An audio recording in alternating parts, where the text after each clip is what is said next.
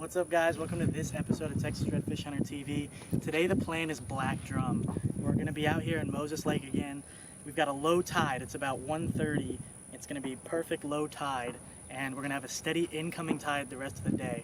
That's going to push the water in, that's going to bring the bait in, and that's what I'm looking for these black drum. We're going to be throwing live shrimp on bottom, a little bit under a cork, because we're going to be next to a pretty good flounder spot as well. So we're going to see if we can maybe catch a flounder or two on top of the black drum. I'm going to also be showing you a new shrimp lure I just picked up and see if we can't let that thing catch us some black drum too. So stay tuned, let's see what we can get today.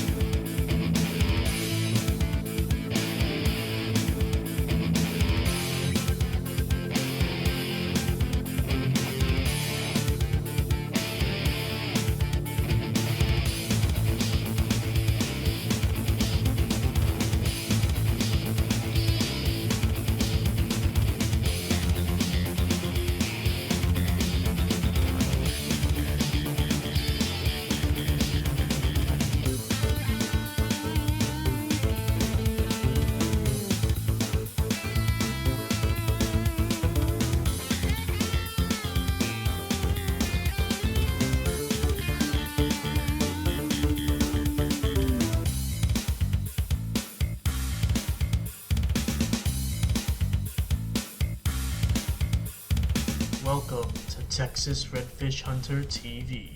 Alright guys, I got a little action hat POV for y'all.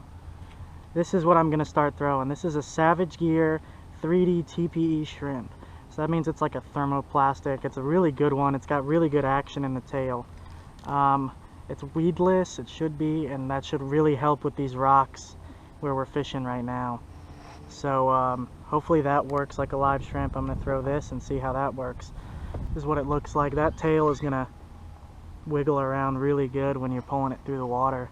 It'll sit up like this too, so you don't have to worry about snagging on rocks or anything. It's got the weight on the bottom, so the shrimp's always going to be facing the right direction.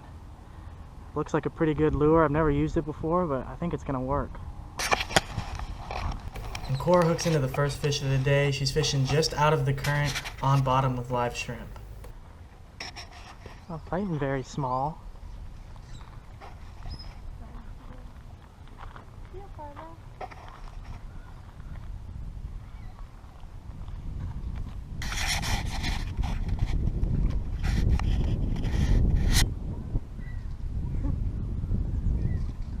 What a joke, he didn't even have...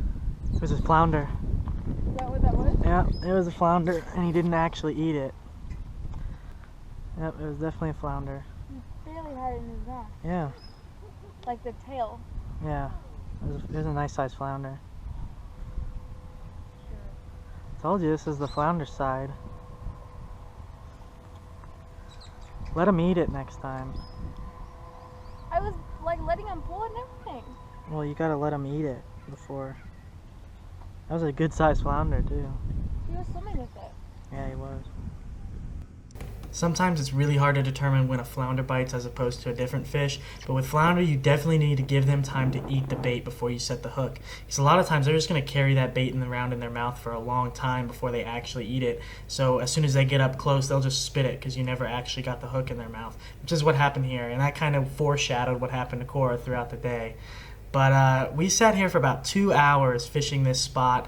The tide was supposed to turn at about 2 o'clock, as you heard in the intro, and it never turned. The tide kept pushing out, so the tide table wasn't exactly correct for this area. The tide didn't actually end up turning to come in until about 5 o'clock, but I did not feel like waiting on this tide to turn in a spot that nothing was happening. So Cora and I decided to change our plans, go back deeper into Moses, try to find some bait and try to find some moving fish, and that's exactly what we did. This ain't working. Changing plans.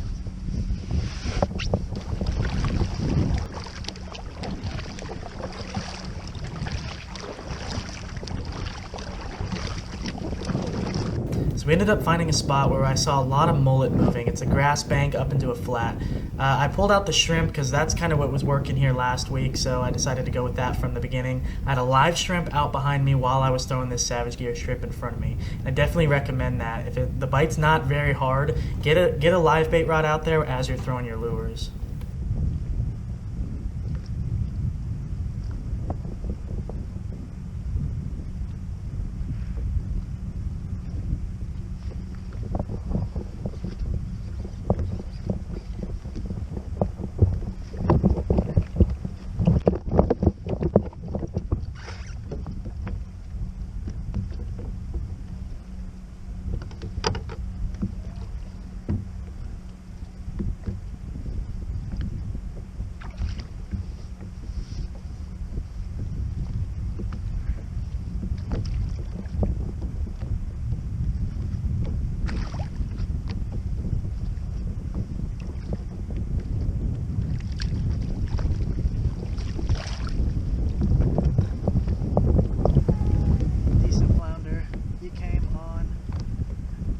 Savage Gear that I was talking about. Shrimp lure, out fishing live shrimp right now. Good fish. It's been a tough day. That feels good to get that in there because, God, we've put a lot out there and switched spots and tried a lot of different stuff, and it feels good. Oh, I got another fish on.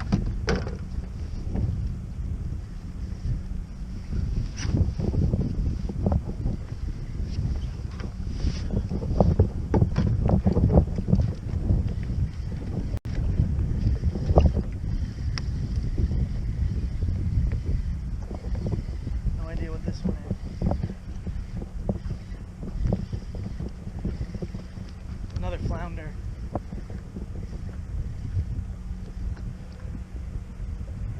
Oh, it's a sheepshead. I saw its flash. It's a sheepshead.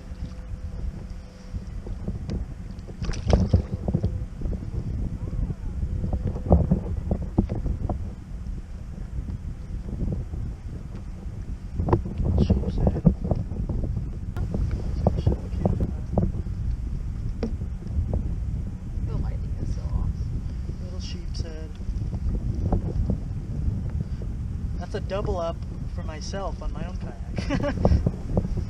I could tell the action was heating up, so before I took pictures with this flounder, I rebaited that live bait rod with live shrimp and threw it out behind me. Oh, man, I got a big fish. Hold.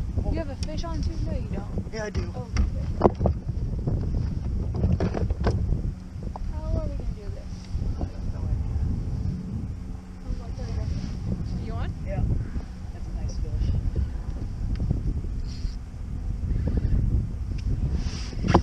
Should we let you go? I don't have a net, so no. Who's recording? No. Take pictures. Huh? Take pictures too. It's a decent fish. It's pulling hard.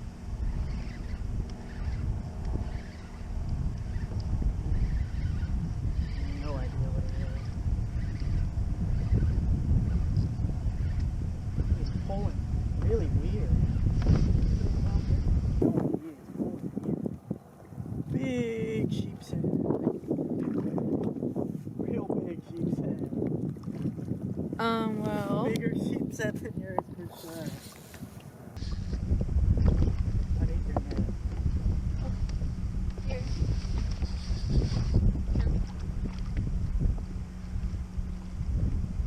Look at the size of this sheepshead. Guys, this one's huge.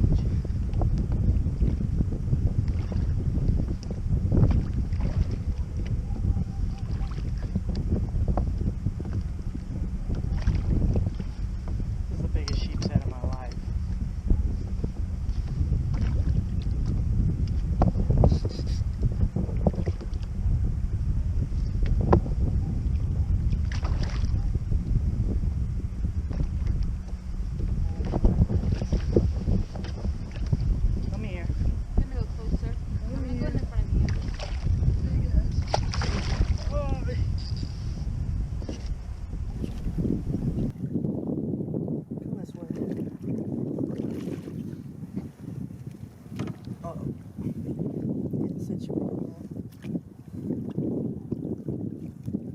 Oh my goodness. Can you lift him up? The size of this sheep. Oh my god. Well, look at you. Oh my goodness, that is a monstrosity of a sheepshead. You're killing it. Oh my goodness. You know, last time we were here, Cora caught all the fish. And I guess this time, it's my turn. Jesus. Unreal. As you can tell, I am pumped about catching my personal best sheepshead. It felt really good to catch these fish, battling these winds today, battling these tough conditions and the tough bite. To put these fish in the kayak was just a really good feeling.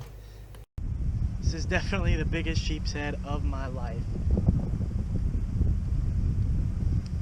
It's at least 22 inches. I couldn't even tell you how fat he is. I'm gonna only keep the flounder, but I know he's probably gonna be real good to eat, but I'm gonna let the big guy go. Woo!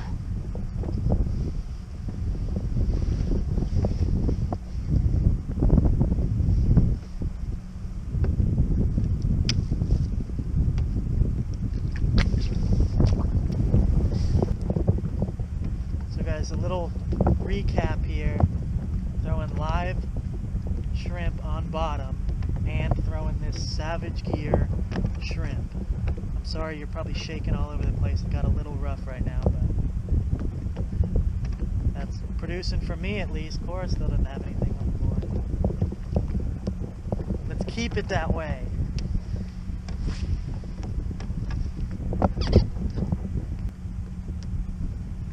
Her flounder was definitely bigger, but my sheepshead was for sure bigger.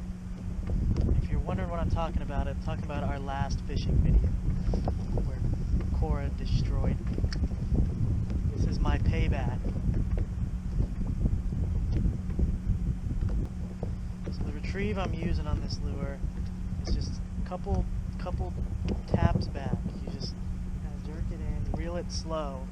You don't want to kind of you want it to have a little bit of a stationary period between pops. You know, shrimp move by popping, so you want to replicate that as close as possible. So speed it up, like I said with a bunch of lures. You play with it, speed it up, slow it down, see what the fish want. This flounder hit on this kind of slow retrieve. You know, pop, pop, stop, reel down, pop, pop, stop. That's the way you're going to want to reel this thing in.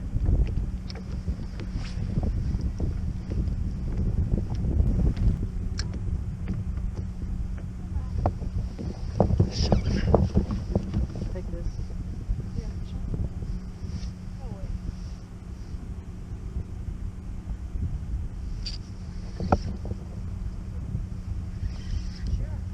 That's another sheepshead, I bet.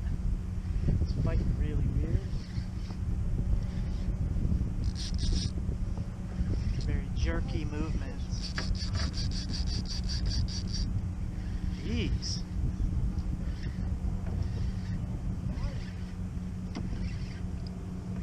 It's gotta be another sheep. Well, he's just the jerking motion. Yeah, it is.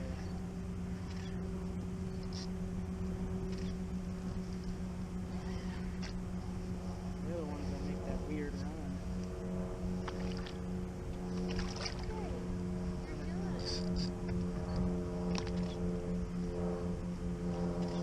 Another decent size one.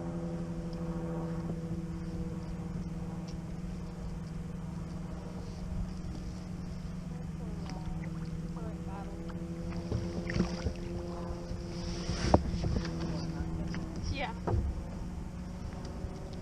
Calm down, buddy. I'll get you back in the water. I'm not going to keep you.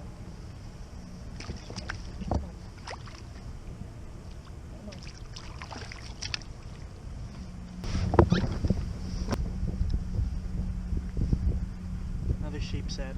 Again, wasn't the original plan. The black drum was not working out. We went 2 hours without catching anything. So we decided to switch spots, attempt something else. It's working so far. Let's see if we can't get one more fish before we gotta head out.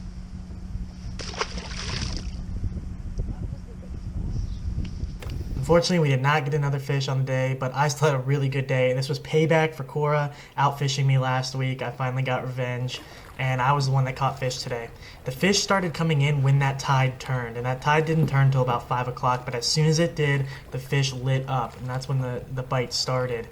And it's kind of funny that the day we went out for black drum, something like this would happen on our paddle back in. So if you pay very close attention to the left side of Cora's kayak, you're going to see something really cool as we were paddling in.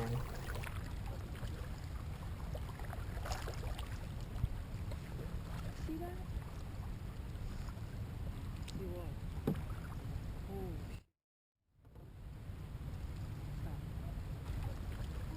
In case you guys didn't catch that, I'm going to slow it down for you. As we were paddling back in, we saw a monster bull black drum tailing up in the shallows.